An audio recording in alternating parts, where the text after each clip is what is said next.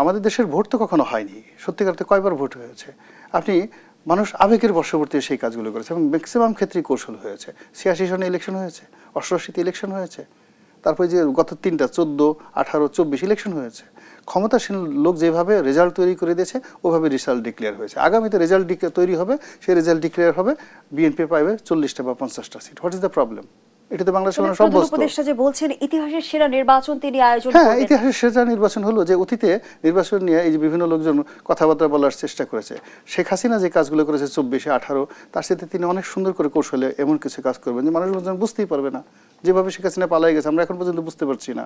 যেভাবে এই সরকারের যে ক্যাবিনেট গঠিত হয়েছে আমরা এখন পর্যন্ত বুঝতে পারছি না এ আসলো কোত্থেকে, কিভাবে আসলো, হোয়াট ইজ দ্য সোর্স, আমরা এখন পর্যন্ত বুঝতে পারছি না। তো যখনই বুঝতে পারছি না, তো আগামীতে যে নির্বাচন হবে, নির্বাচন আদৌ হবে কি হবে না, আমরা তো ডিসেম্বরে না এপ্রিলে না জুনে, এটাই তো বুঝতে পারছি না।